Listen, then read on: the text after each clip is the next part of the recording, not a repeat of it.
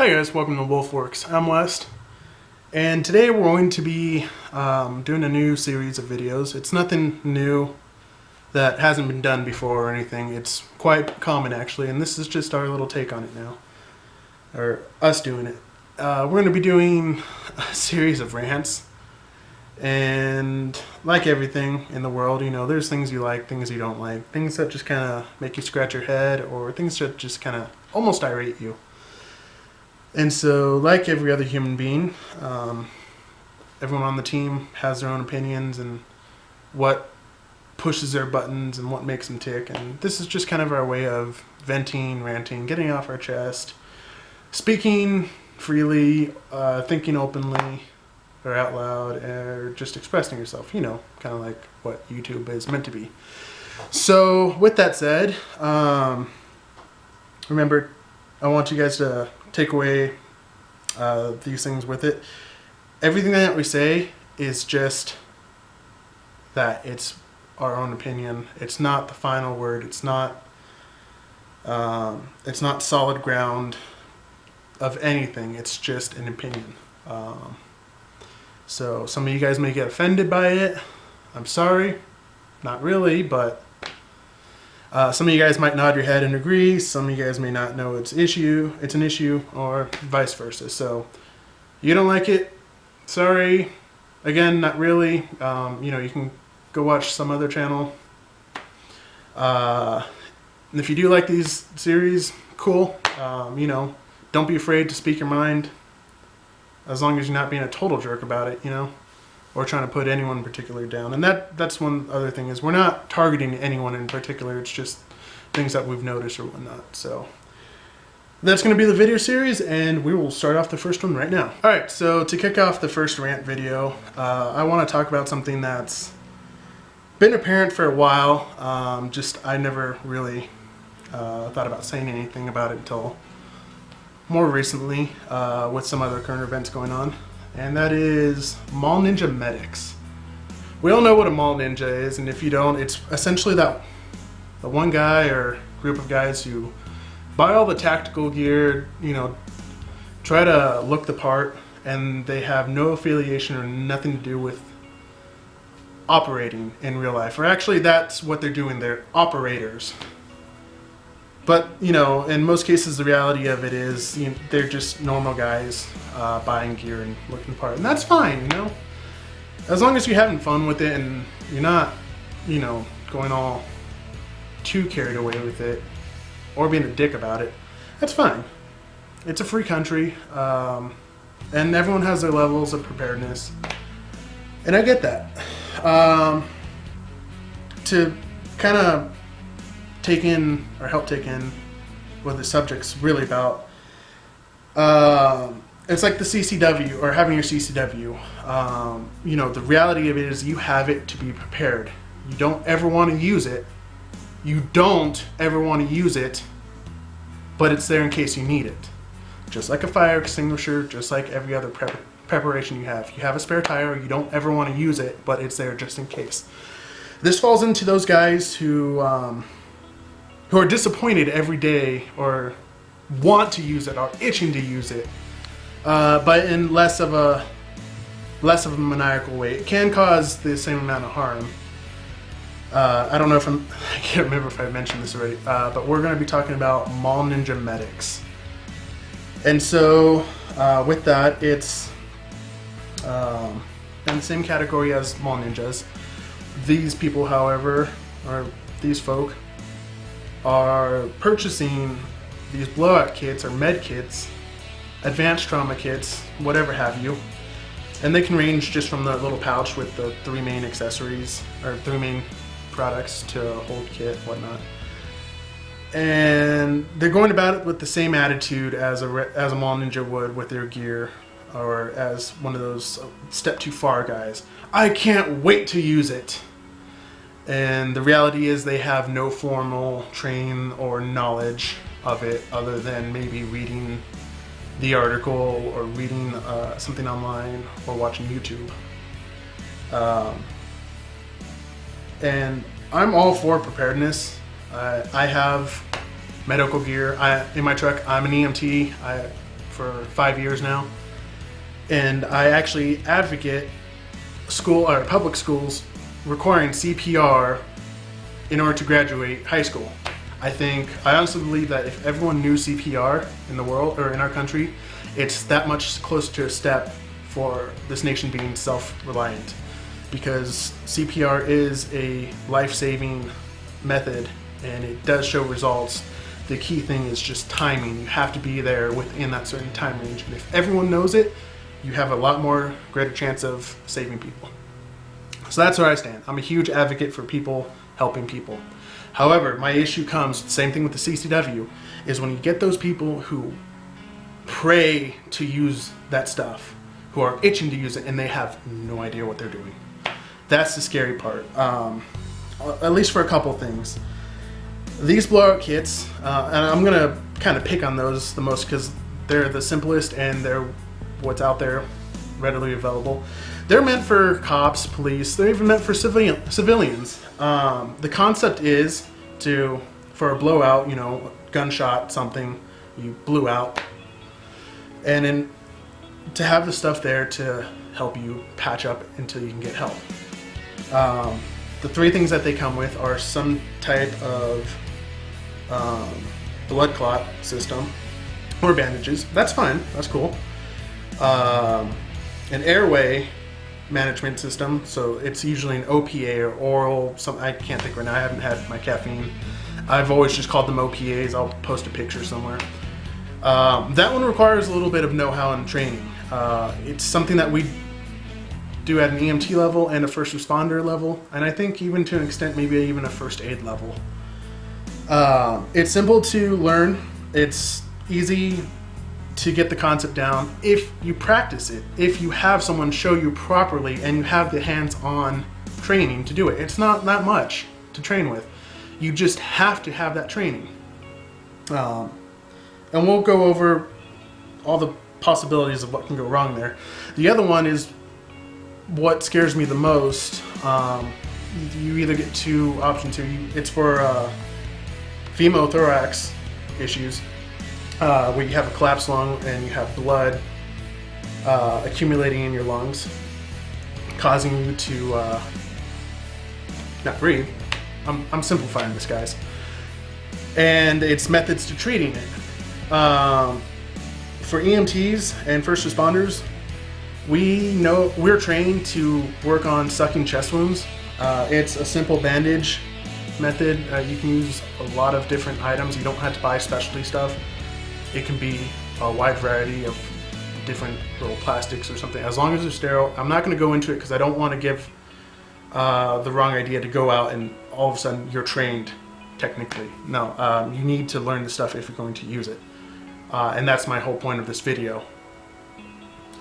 Anyway, so EMTs and first responders are trained in this stuff. I'll be honest, you sit down for one night of the class out of a whole semester or something, whatever, and you learn it then and there. And once you get the grasp of it, it's really simple to learn and understand, and there, you know it. However, if you have no idea what you're doing, it can lead to problems, complications, and liable legal issues. The main thing that scares me personally is that some of these blowout kits come out with these femothorax needles. They're pretty much a needle in a specific size that you use to insert into the lung and allow the blood to bleed off. Depending on if you're in EMS or a firefighter or law enforcement, depending on your local agency, by state, by county, however you go. Mine is both by state and by county and federally through the National Registry of EMTs. You have certain skills you are allowed to practice at your level. So EMTs and first responders in my state are not allowed to inject anyone with needles or insert anything other than an OPA or airway management and a few other things that we're not going to go into. But the main thing is that little needle is a no-no for even EMTs and first responders. Or sorry, I've been saying first responders now, emergency medical responders.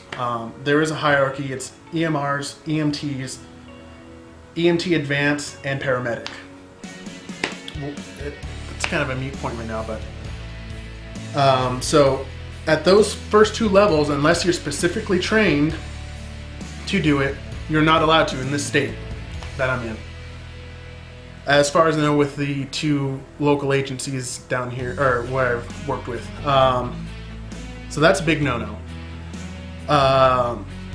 And that's what scares me the most with these kits is you have people who have no medical background training, no grasp of anything medical other than putting a Band-Aid on or wrapping it, or what the instructions say, and you have a huge risk to really, really do someone harm. And that's where the issue lies right there is, guys, we need to know when we're doing good and when we're doing harm. I think most of us have that grasp on it, but some of us need to rethink that. I know everyone wants to be that superhero, whether it's an EMS, law enforcement, owning a gun or whatnot. Everyone wants to be the good guy. And sometimes being the good guy is stepping away and admitting, hey, this is way more than I can handle. This is way more than I know or I'm trained for.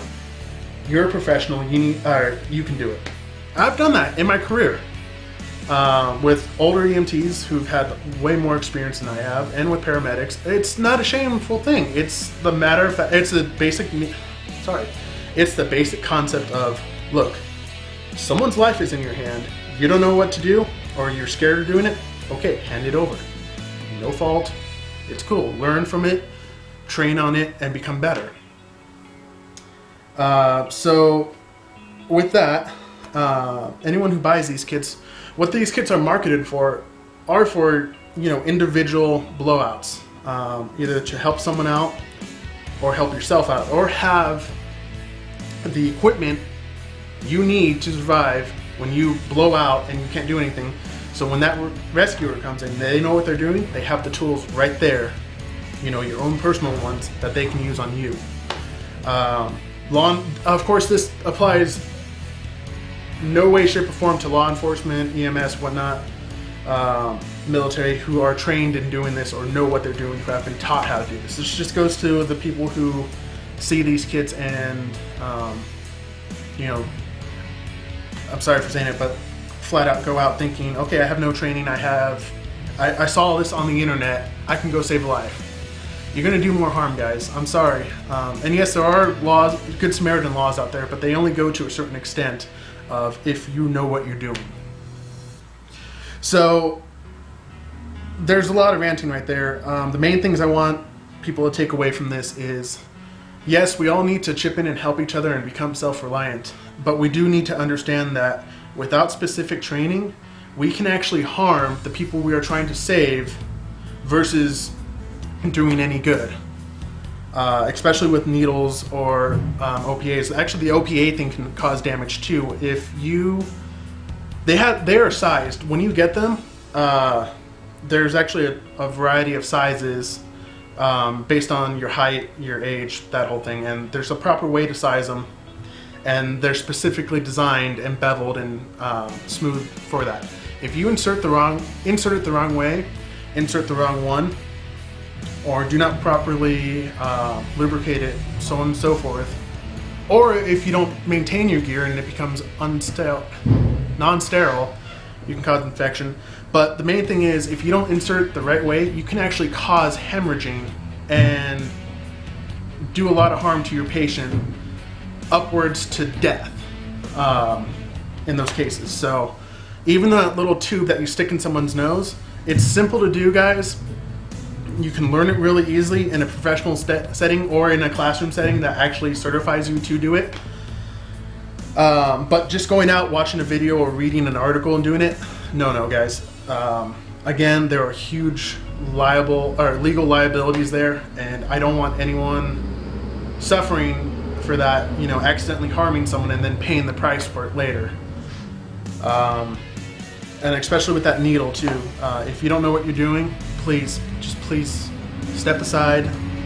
And this is on my end too. I have to step aside too. Ain't no way I'm touching that needle until I'm actually trained to do it. So step aside, let the professionals or let the trained people know, or trained people who know how to do it, do it. And yeah, so let's talk about what you can do in order to help someone. I'm not going to give any tips on how to treat. I'm not an instructor.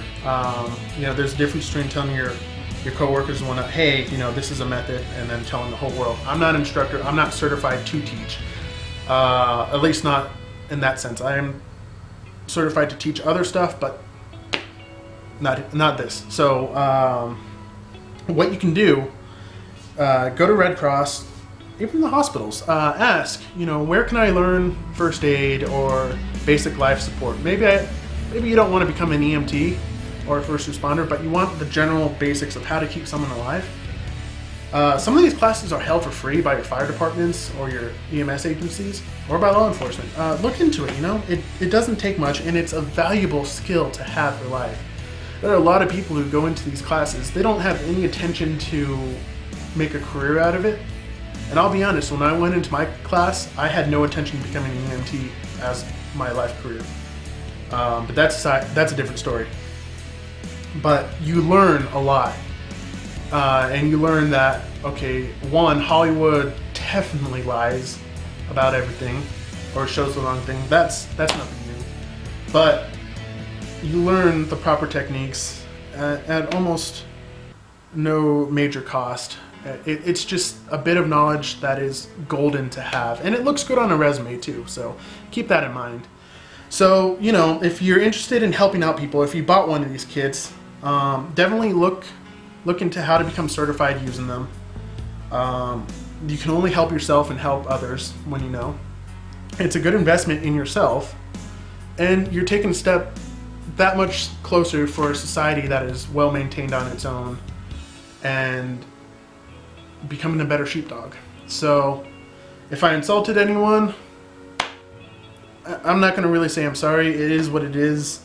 If any of you guys have that equipment and don't have the training, I really encourage you to go take the training. Look around, call your fire departments. Don't call 911. Actually look in the phone book and dial the actual 7-digit, 10-digit number. And, you know, learn it. It's a good skill to have, and helping someone out in need, it's a really great feeling. I can't really define it, but it's funner than shooting a rifle. I can tell you that. It's funner than shooting an automatic. Or it's more rewarding than that. So look into those classes, guys. Know what you're doing. Know when to step aside. Know what your gear is there for, whether you are able to touch it or use it and implement it, or if it's just there for the actual rescuer to use it on you or for someone else. Just like your CCW, guys, it's there if you need it, but you never want to use it. So I hope you guys take something from that. And yeah, unapologetically, I'm Wes. This is Worx. That was my rant. Hope you guys took away something from all this, and I will see you guys in the next one. Stay safe out there, guys.